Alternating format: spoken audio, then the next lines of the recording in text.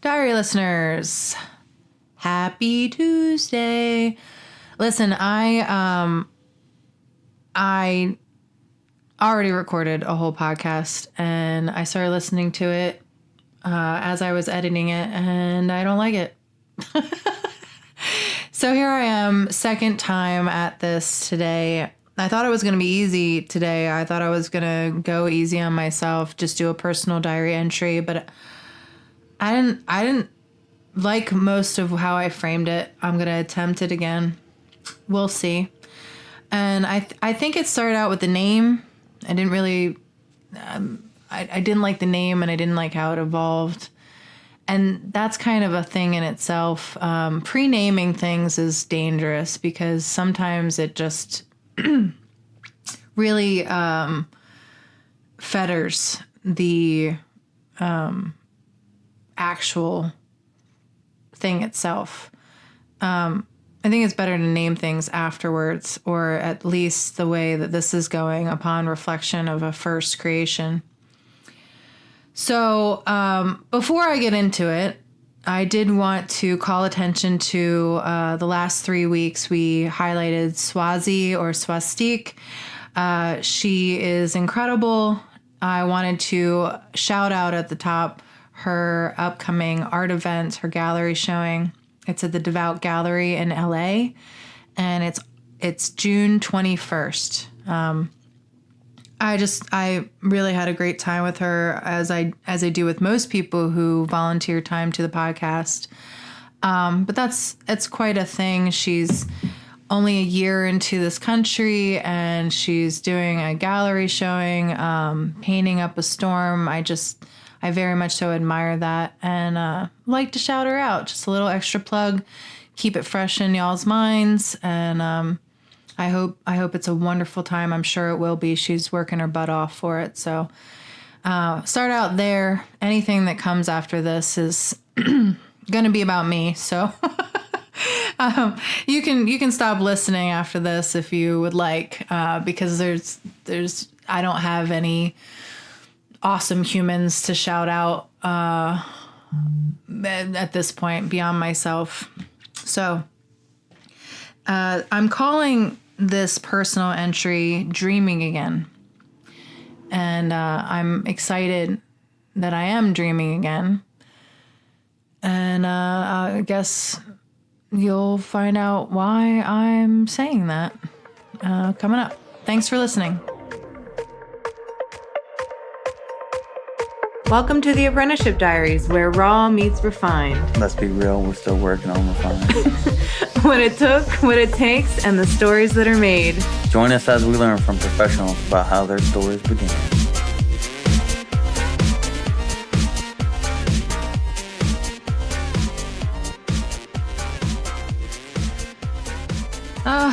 So yeah, I'm dreaming again, folks. I don't really know how to frame all this. I said a lot. I talked for about an hour in the recording that I made before this, and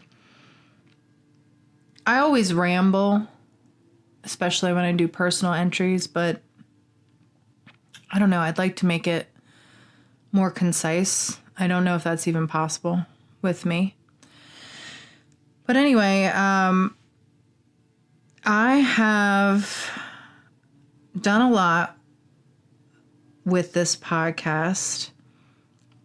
It's, if nothing else, been a regular diary entry that's been audio. And when it's not examining other people's learning journeys, it's touching base with my own.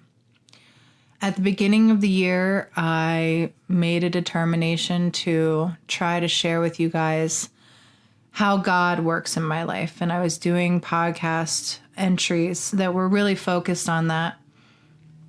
And if I'm being honest, it was a way to take authority on the podcast and frame it around something I knew I could control, which was, well, not control, but that I could comment on personally and post regularly, which was myself and my own experience.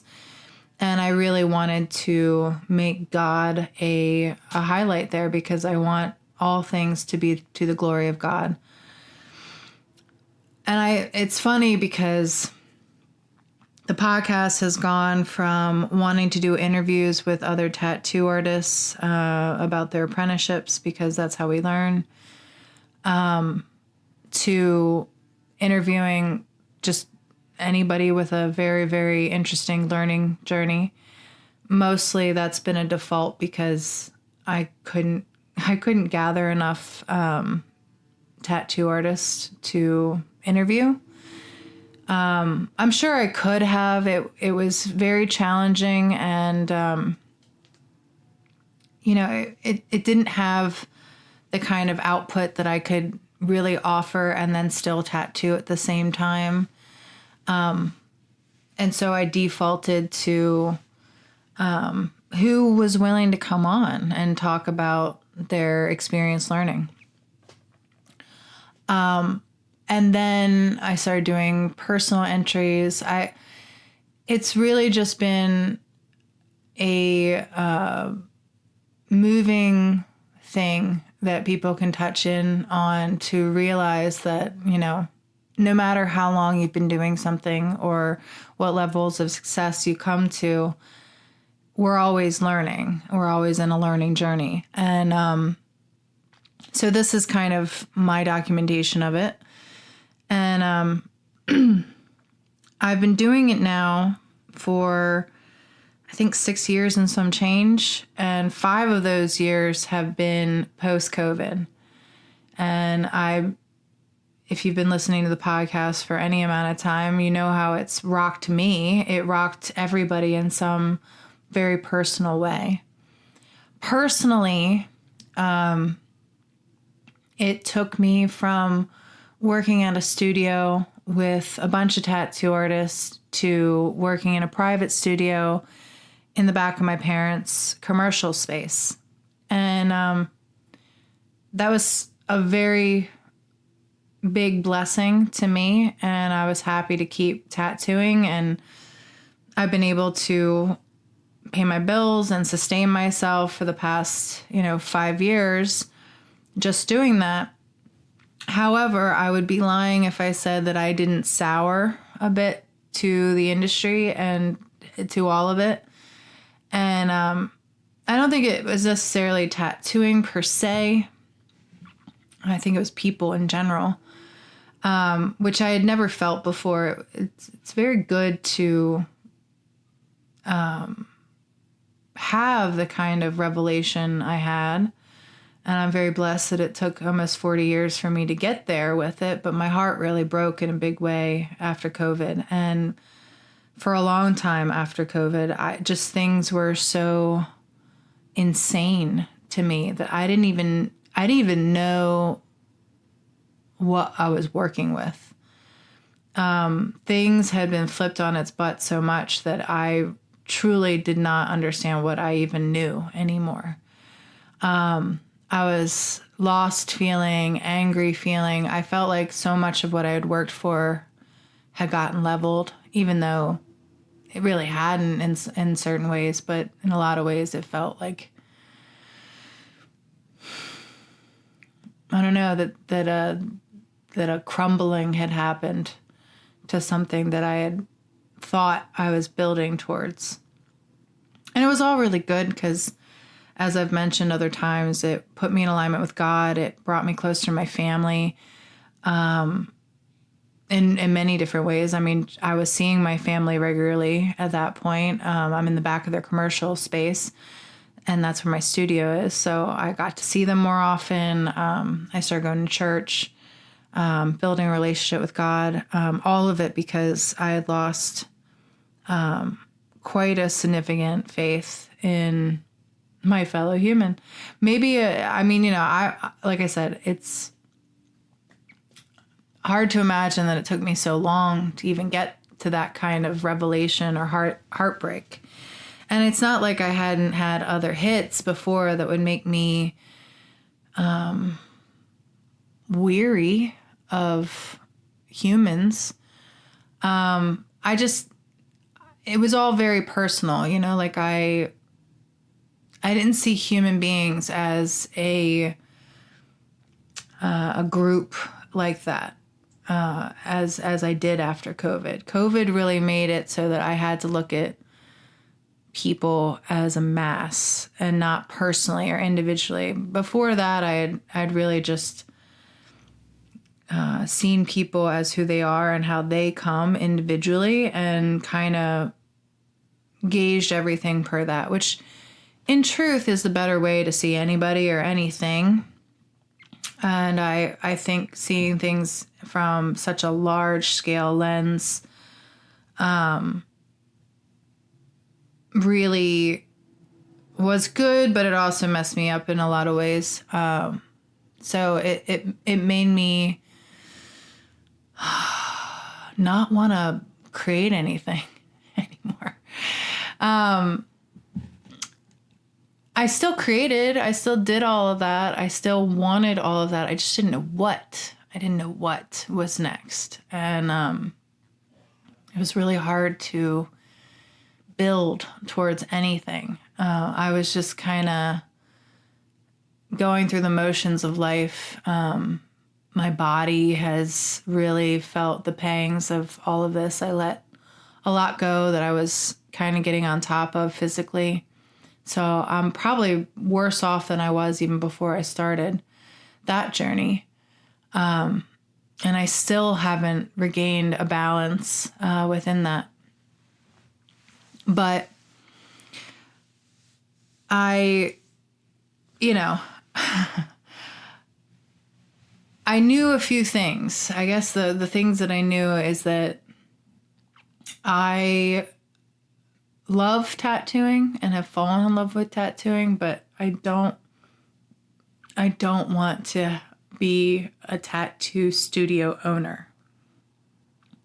And that was the thing that I was wrestling with for a very long time, was because I felt like, that was the rational next step. And it kind of bothered me a lot that I just couldn't want it. I felt like I should want it. I did guest spots. I met with other friends of mine who are fantastic business owners and tattoo studio owners, and they do it so well. And I saw over and over again how it's possible and how awesome it can be. I just, it's like the kids for me, like having kids.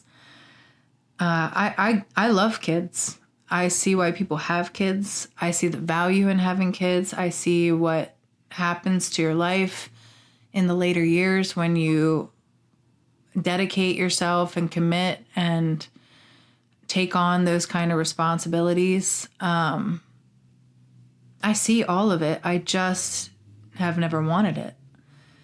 And that kind of was the biggest thing for me. Early on, when I was a young adult, my parents owned their own business since I was 12, and I watched them build a business, and I saw all the ins and outs, all the ups and downs. It was fantastic. I don't even think I fully understood how cool it was until I was gone from it and in other businesses. But it was really cool and probably as well done as anybody could ever hope to do. And I saw how difficult it was and how much it kind of made you stick to one place and an area and really commit. And it was just one of those things where when I witnessed all of that, I thought to myself, you're, in my heart for myself, I was like, you're a worker bee. You like working for other people. You like being a smaller part to a bigger faction of things. And I do enjoy that thoroughly. It's just the issue has been that I do feel like I have a special place in everything that I've experienced and everything that I've been brought through to offer something very unique that maybe only I can. And I better step up to what I'm capable of, or else I'll regret it for the rest of my life. And I think that's what being in your 40s really does for you, is like this quickening to your life and to your legacy and what you're leaving behind. And you want it to count. You want it at least to be something that you can look back at and go, I did something. And for the past 5 years, I really haven't felt that way. I've been waiting. I've been searching. I've felt rather lost. But I have made some incredible connections. I feel like I've become very close to my family, solidified friendships, met a lot of people that are outside of the tattoo paradigm that have been just incredible, and I'm so grateful for that. People who are entrepreneurial and a force within themselves. It's really cool. And also, like I said, I've been cultivating this relationship with God, and within that, wanting to give glory to God, I've been very trepidatious about what's next.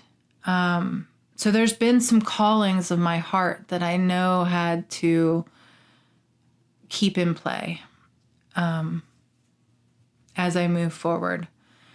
For one thing, I want to stay close to my family. It's become very, very apparent to me that I don't want to move away from them or be out of reach. I want to be available to them any way I can. They've always been that way for me, and I just feel like I owe that to them. It would be wrong of me to pursue a career away from them. I could. I know I could anywhere, really, but I don't want to. I really want to stay local and close. My family is very important at this point, and whilst, praise God, I have both of them and they're both very healthy, that might not always be the case, and I want to be available to them. And I've always wanted a family. And in getting married to Rico, that's one of the commitments that I made upon that union. We weren't building towards children, but we were building towards a commitment to each other. And his family's local here too, so I don't really want to remove myself from that. I also, in knowing I didn't want to open up a tattoo shop, didn't want to, walk away from tattooing. I didn't want to just abandon it. I've been traveling all these places, and I guess the people that I'll shout out are the people that I've traveled to go see. I went out to 10th Sanctum, which was cool as shit, out in Oklahoma. Oh, no, not Oklahoma, out in Omaha. Sorry, another O name, Omaha, Nebraska, which was really cool. Hung out with all of them, saw how Dave Koenig was, building up, all the things that he was doing. He was doing skate decks and big posters and a deck of cards and all this stuff. And now he owns his own shop, and he's always been very prolific. He's on t-shirts and things like that. He does banners for tattoo conventions. I mean, it's really cool. And just seeing how everybody tattooed out there, how the business was run, how, making certain moves as far as equipment. I learned so much from every travel experience that I go to. After that, and I met a bunch of friends, like, the people that I serviced out there. I'm sorry that it's been so long. I haven't been back out there. It's kind of terrible, but I haven't visited back. I had hoped to. I had wanted to. But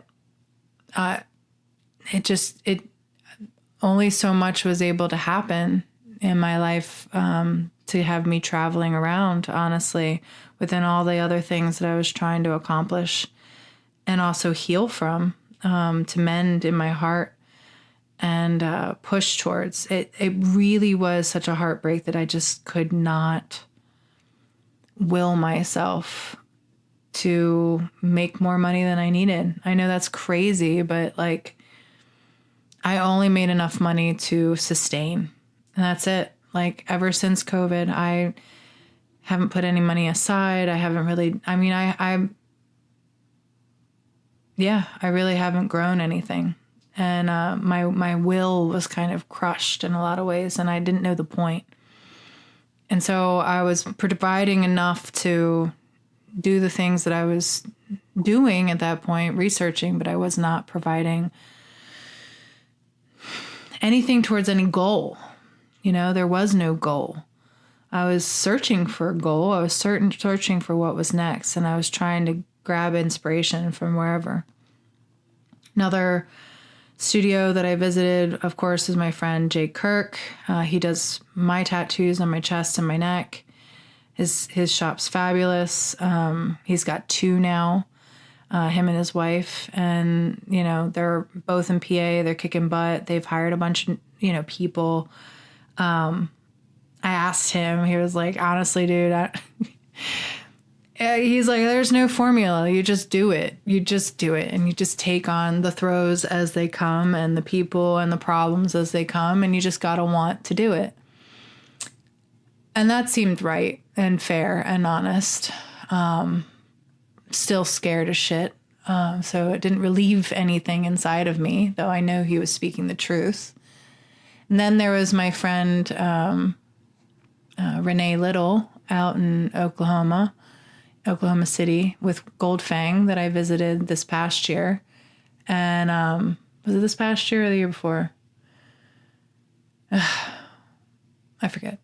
Anyway, I visited her and loved her studio, what she's done in that studio space. I mean, it was a warehouse that was decrepit, and she said there was people doing drugs in the corners of when she found the place and bought it. And what she's done with that space is just phenomenal. It's just phenomenal and amazing. And my hat is off to her in so many ways. And the fact that she still keeps such pressure on herself despite having done so much, I mean, it just blows my mind. She's such a cool person. Renee, I hope if you hear this, you know I'm being very sincere. You blow my mind, girl. You blow my mind.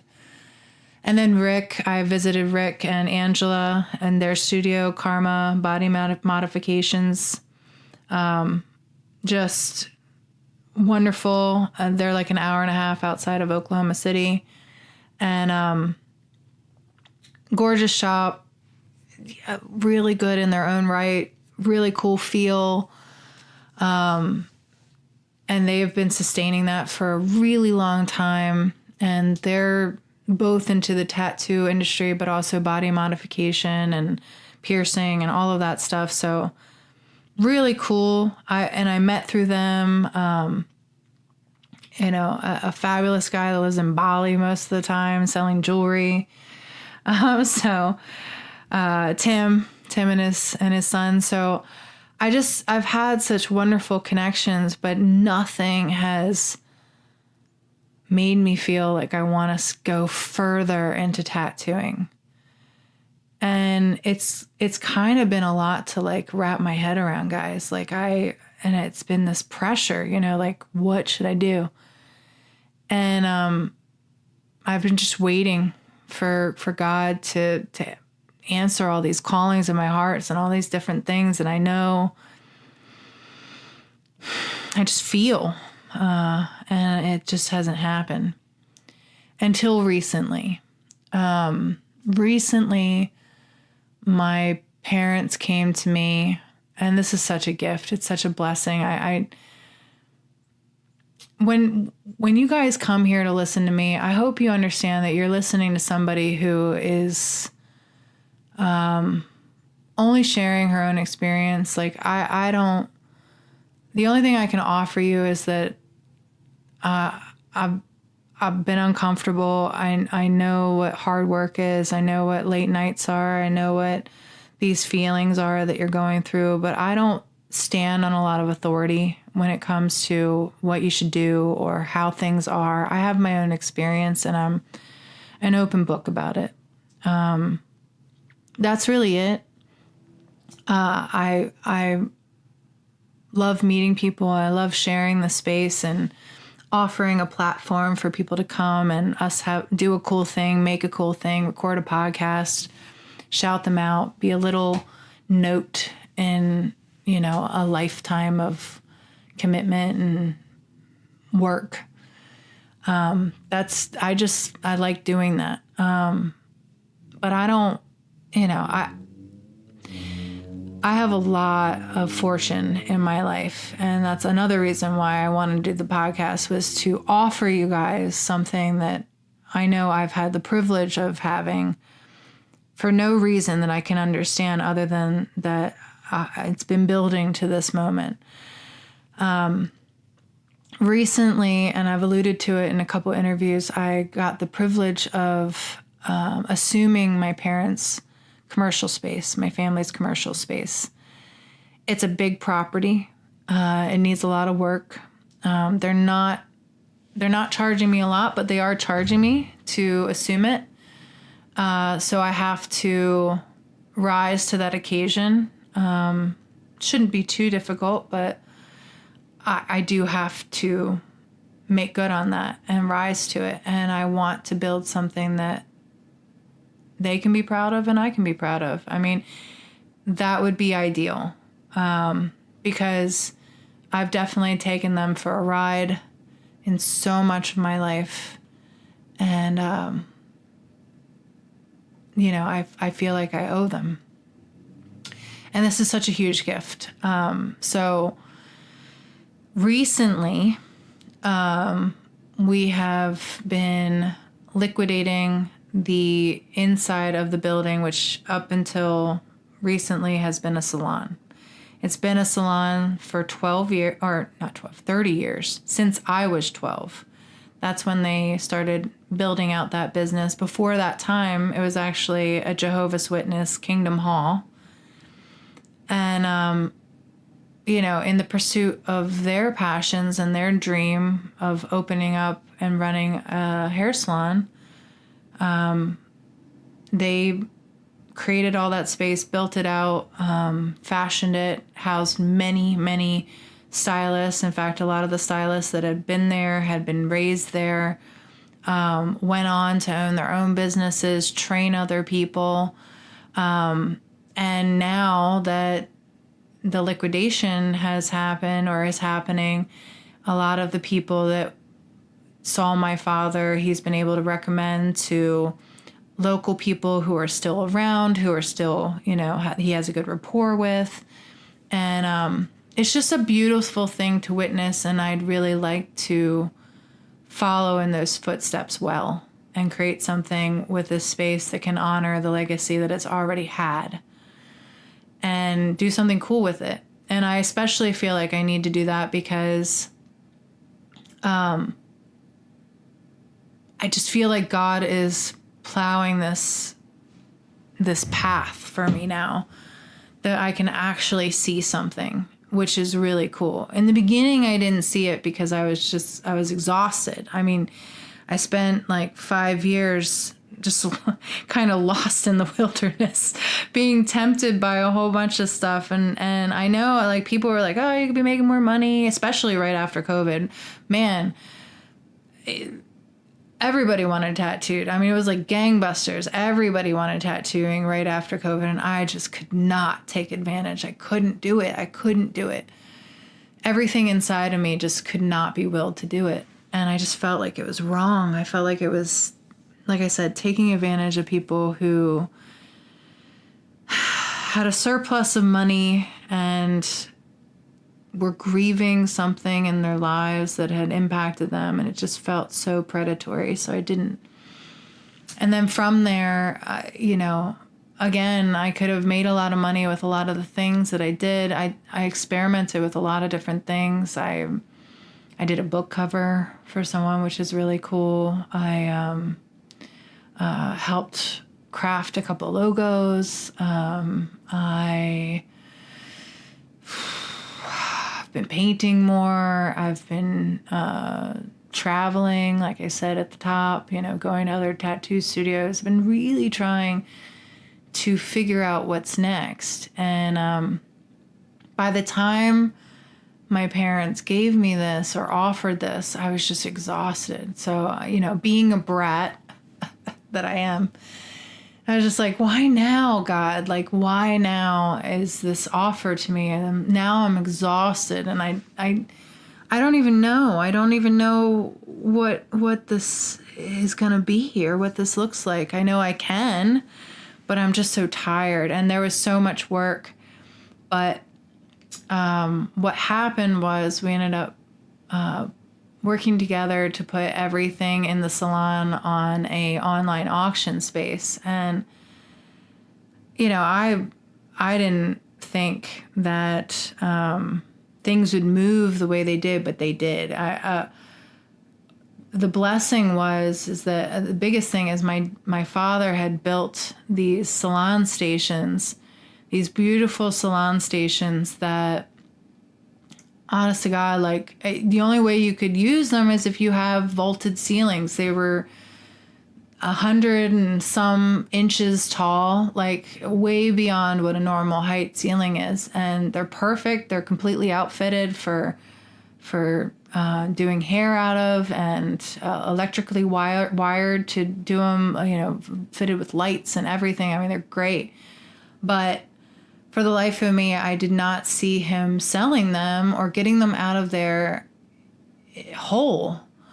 And, God loves to prove me wrong. So what happened was one girl who apparently has a barn and a family that is helping her build a career that she wants to build. She bought all of them, and in a day they were able to move all these columns out of the space, and they're going to be used to cut hair with in the future, which is remarkable. I'm happy for the fact that it happened that way. And I'm also happy that my father got to create something that can have a legacy beyond, just his dream, just his salon, that somebody else is going to use this to do the same thing with, and that he fashioned something that will be perfect for them. I'm so happy, because what I thought was going to happen was that they'd sell, but that whoever came to pick them up was going to take them out with like a chainsaw and just cut them up for raw scrap. So that was really cool that they sold. And they didn't sell for much, but not nearly what they were worth to build. But the fact that they were being used that way was such a blessing to both of us. Like, I was so happy, and my dad was so happy. And like I said, it all got cleared out in a day. So it was really remarkable. And so now the whole space is open, and we can really start building it up to be what I want it to be, which is still kind of in formation. I know that once I put myself to it and start doing the steps, it will develop as time goes on. But basically, what my family and I are committed to creating is a creative space where workshops can go on, and education of all kinds of art and modalities. It's very, very cool. And so it's still very early on, still in formation. I'm still going to be tattooing out of my little spot in the back and kind of segregating that. But as things have moved out and the building is transitioning, it's all feeling very fun now and exciting. And it's really nice to be excited, and it's really nice to have a mission again.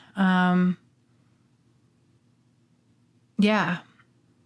And another happy thing that I wanted to share with y'all, if you're new to the podcast, this might not be something that you're aware of, but I have 2 elder cats, and one of them actually my least oldest, but he's not young. He's 16. He has different bouts with his health. And I think it was 3 years ago, I was told that he was never going to rebound from the kind of kidney failure that he had. And fortunately, I wasn't ready to let go of him. And they told me, well, you can give him IV fluids and just see. But, you might want to consider euthanasia.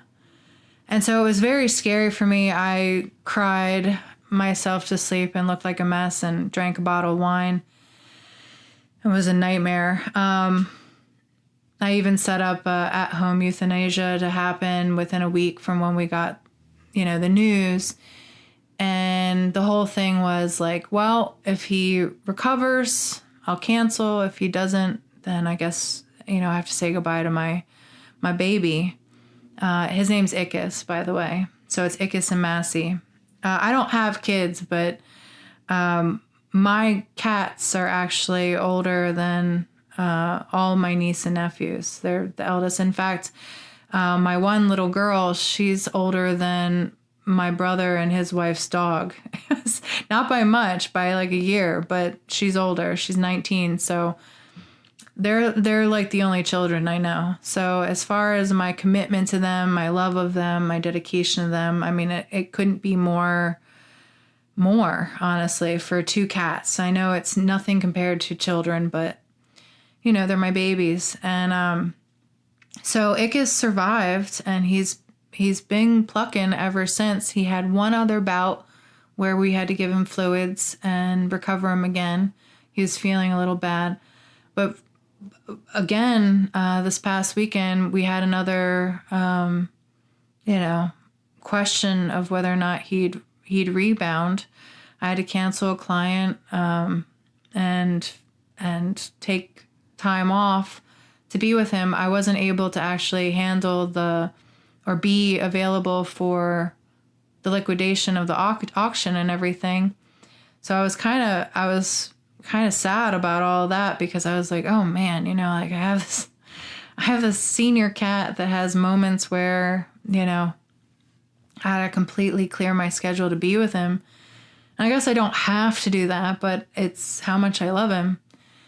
But long story short, he rallied again. We were able to bring him back again. FYI to anybody who has a cat who has been told that they're in kidney failure and is recommended euthanasia, I would seriously consider doing IV fluids. It's not hard. Cats, you don't need to find a vein or anything like that. They have enough extra skin. You just gotta be willing to put a needle in them and do an IV drip. They don't need much to rebound them, but I would at least try that before you resort to killing them. It certainly has been the thing that we have done with our cat, and he doesn't really need much. He has moments where his kidneys suffer and he's looking a little rough, and we give him a fluid drip and he's feeling much better, and there's so much quality of life, and I feel like he's worth it. So he's back. He's doing good. Everything was cleared out of the salon, now studio space, and there's only a few things that we got to figure out that are still left there, but for the most part, we can start making it now the dream, which is really cool. And I am dreaming. I am happily dreaming again. It's fulfilling so much of what I know God has felt in my heart for so long. It's not that I don't want to own a business. I have owned a business, a sole proprietorship, for 5 years now as an independent private studio owner and tattoo artist. I started taking accounting courses before my parents offered me this. So in a big way, I just had an interest of doing personal accounting. I mean, really, the truth of that was I didn't know, but I was like, I should probably get some other skill sets, if I ever have to walk away from tattooing for anything. What kind of jobs could I tolerate? What would I think I could do? This was entry level bookkeeping and accounting. I know I can do that, and that's something you can do remotely for a lot of places. So I figured that would be a nice thing to do, and it's something that I would like to know more about. If nothing else, it'll help whatever business that I might find myself in, and it might also be something I can commission out. So I started doing that before I even got this offer to take over the building. I actually, when I get off here, my accounting course is tonight. So I'm actively taking accounting courses, bookkeeping, QuickBooks I'm going to be learning. So all those things were kind of in play. God knew I wanted to stay local and around my family. God knew I wasn't digging tattooing or anything like that. God knows I need help and support still. So I still have my family in a big way. I have a heavy lifter like my husband who loves me no matter how fat and feeble I get. I mean, I just have just such great support. I mean, I felt like this was a good podcast to let you guys hear. I know it's been a lot and a lot of rambling, but, the dedication at the beginning of this year was letting you guys know how God moves in my life. I don't know if there's any real advice or anything that I can offer you based off of this happening in my own life, except for the fact that you should fall into God. And if you don't know God, start knowing God. I know that's a long way of saying that. But I think what the past 5 years has exemplified and what I can show for you and say after everything that I tried to just kind of like cliff note over the past, I think now 40 minutes that I've been talking is that, you got to work on God's time. You shouldn't rush things. I know what it feels like to think you should do something. Like for me, people tell you should have kids. I didn't want to. People tell you, and I was going to say that. My mom told me in the very beginning that, and I never got back around to it. I just rambled.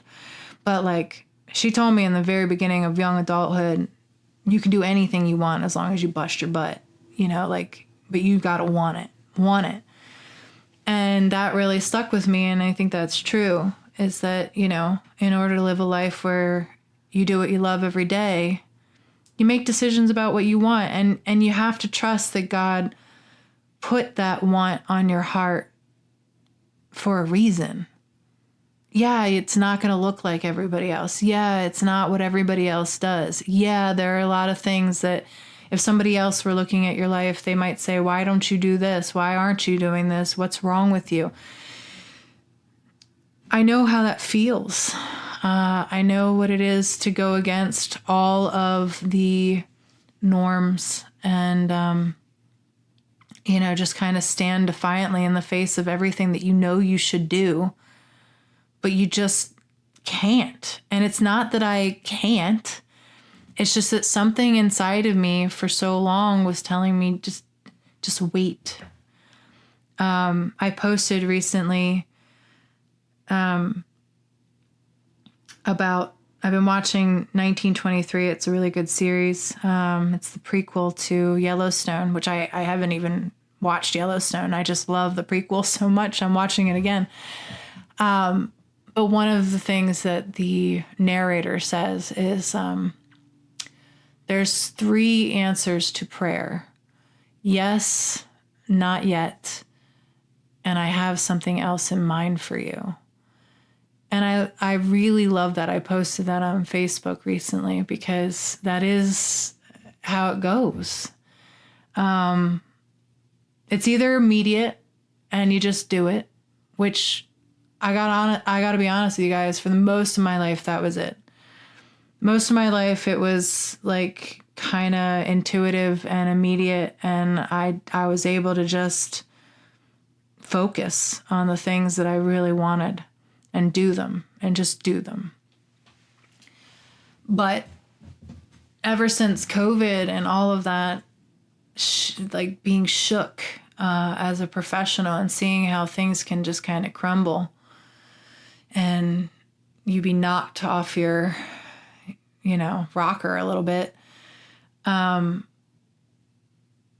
It's been a waiting game. It's been a not yet, or I have something in mind for you. And I felt that I've been feeling it for a really, still feel it. Like I know something is coming and it's going to be cool. I hope to share it with a lot of my friends and create something really, really awesome. And I want to create something really, really awesome now. And now I have a space to do it in, that I have the support from my family, and all of the things are kind of lining up. And not to say there isn't going to be epic challenges. I know what I'm in for. But the fact that I am getting excited and I'm feeling like I can build something and that it's coming, that it is actually coming, is really cool. And it's also really awesome that I feel good that I'm not opening a tattoo shop.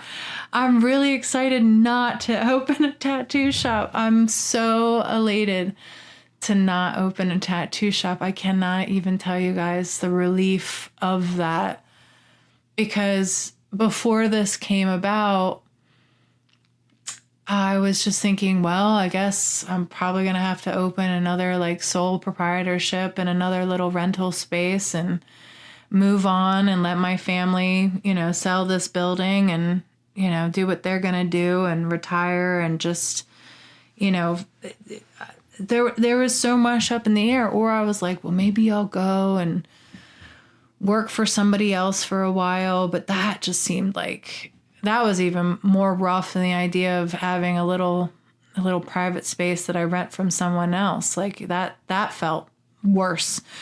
Even though I know a lot of cool people that I like to work for, that I know I'd work well for. All of that felt like wrong, just really, really wrong. And, I'm so blessed and gifted. I'm so happy that there's so much ahead that I can focus on, that I really want. And this is a big thing. I really want to get off the computer, off screen, off all these things until I have really created something that I can show all of you. I'm excited to do that, because that's the kind of way I felt in the beginning of tattooing. I know it seems crazy, but I was so like in tattooing when I was first learning it, and so busy that I couldn't think about all the social stuff and all the advertising stuff. It really just wasn't something I cared about. I just put myself to learning it and to being there and doing the reps and the whatever I was told, and absorbing as much as I could, being there. And when people told me I needed to be on social media, or when it became this thing where you had to be on Instagram and you had to do this and you had to post this many times a day, and now there's these whole like extended Instagram following spaces, mentorships, when it came down to all that, I was just like, what? Like, it just sucked all the joy out of everything that I was focused on. But it is something that, is relevant. I know it's relevant, and I can have fun with it when I want to do it. But I think if I'm going to do it, and if I really am gonna do it, I better do it for something that I really love, that I've really cultivated, that I'm really trying to show all of you, to share with all of you. And, for a long time, tattooing wasn't that. Like, it was so personal. The way that I've been meeting with people in our private space, it's not that I haven't done good work, or that work that I'm proud of. I'm proud of it.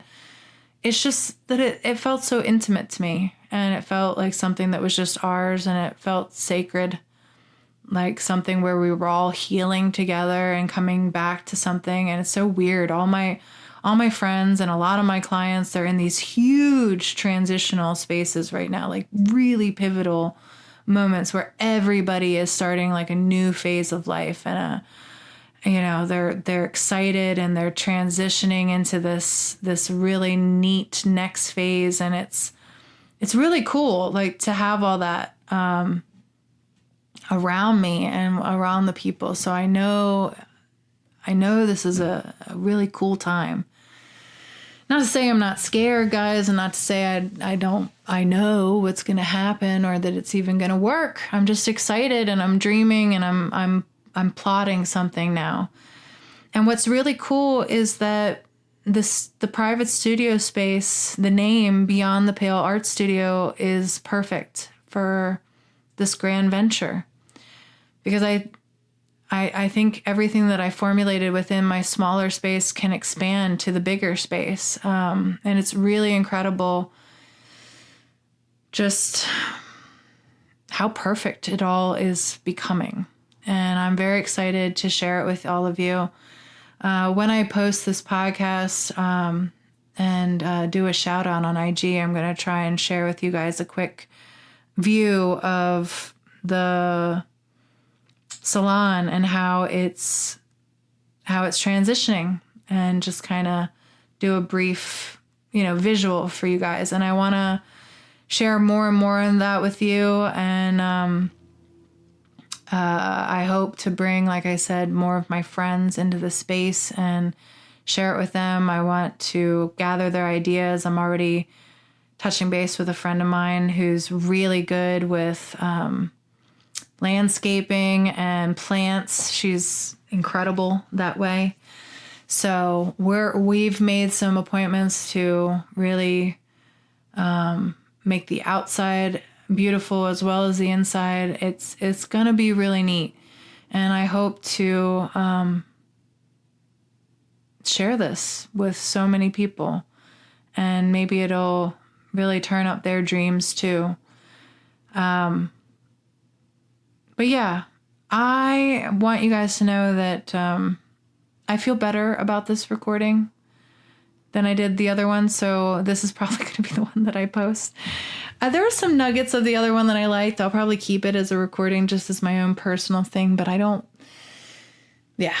this one was better. I feel like it was more concise, still rambling in some regards, but I like how it feels at the end. I feel like I told you guys more of what I wanted to say and how I wanted to say it. It's just so interesting to me that, even the outs that I give myself where I think I'm being easy on something or I'm quick routing it, they just never work out. God will not let me go fast. He's like, Amy, you're not allowed to go fast. Never, ever, ever are you allowed to go fast. Slow and steady, girl. Slow and steady wins the race for you. I will give you your dreams. You will dream again. You will have it, but you are gonna have to chill out. So I guess that's the message. If you don't have a relation with God, have a relationship with God. Wait on his provision. Pray, ask of him. Build that, dedicate yourself to it, and wait, because God knows your heart, knows your inner desires, made you completely, perfectly for the impact that you're supposed to make in this lifetime. And, I guess what shifted was, rather than pre-COVID, where I was so interested in what I felt I could make of myself. Now I'm interested in what I know God perfectly designed me to be. And that's very different. I feel like I got pretty far in carving my own path, but there were still a lot of gaps and a lot of desires and a lot of things missing from my life that I truly wanted. And now I feel like those things are all kind of put in place in combination with all the rest. And it's really cool. And I feel like it's going to be even cooler. So if y'all could keep me in prayer, keep this in prayer. I hope to be able to share it with all of you. I'm very excited about it. There's no reason why this can't be something that is given and offered and collaborated with many of you. I know I've discussed it here on the podcast. If you've listened to my time with Erica Lolita or Ken Madden, I mentioned it when I was talking with them. Those are two creatives that I'd love to integrate into the space, as well as the other people that I've come across. There's a lot of cool art to be made here, and I'm just so grateful to God and to my family and to everything. It's just remarkable. And now I just have to rise to the occasion of this awesome gift. So I'm going to need prayer. If you could hold my cat Icus in your heart, because I'd love as much time with him as I possibly can have. He is really such a cool man. And for all of you that I have come across on social media, whatever, has been going on in your lives, I want you to know I'm sincere and sincerely praying for you as well, whether it's, your animals or your loved ones or anything like that. I guess one final shout out that I want to make sure that I highlight that was a part of my last recording that I have to include in this one is about my second cousin, my dad's cousin, Mary Faith Lord. She recently passed away. I believe it was this past Sunday. She was an incredibly beautiful person, so full of life, was an incredible artist. She did these gorgeous abstract paintings. And part of me feels guilty because I got her phone number and I didn't call her right away. And I wanted to thank her because she gifted me all of these paints and paintbrushes. And I wanted to let her know that I was so grateful to have them, that it was a huge honor to get those items from her because I knew that was such a big joy of hers. So with this new venture ahead, I'm just so happy with the opportunity to put those paints and brushes to use. And I want to thank her publicly here for what she offered and what she was to our family. And I also want to say that I'm very happy that she's with our Lord and Savior now. She was a believer, and so I'm thrilled that her suffering is over. And I'm also thrilled that she was surrounded by family when she passed, so that's wonderful. And I guess she knows my heart now that she can see it, and she probably can do more for me where she is than she could before. But I just wanted to have a shout out for Faith. That's what she went by, was Faith. Faith Lord of all things, guys. What a cool name, right? If we're talking biblical. But beautiful lady, so full of life and wit and vivacious.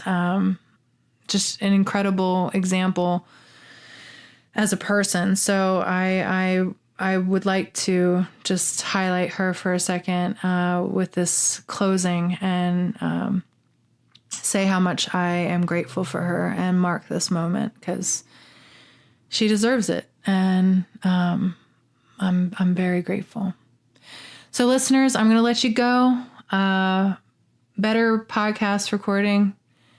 If this one was dodgy or awful for you to get through, I'm so glad that this is the one and not the other one, because I thought it was worse. Maybe I'm wrong. I don't know. Anyway, this is what you're going to get. Have a blessed, beautiful, powerful week, listeners. If you would like to submit an interview to the podcast, it's never an interview. It's usually a conversation with me. But if you have a cool apprenticeship story, or if you would like to just chat with me about something, anything, God, definitely God, I'm game. Reach out to me. The email address is theapprenticeshipdiaries@gmail.com. Or you can DM. It's the_apprenticeship_diaries on IG. So feel free to do that. I'm down. I love you all. I'm grateful for you all. Keep me in prayer. I'll keep you in prayer. I'll check you next week. Later.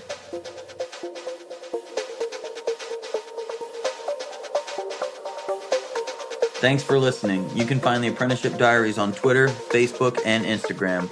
Our IG is the_apprenticeship_diaries.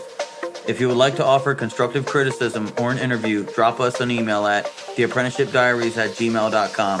We look forward to hearing from our listeners.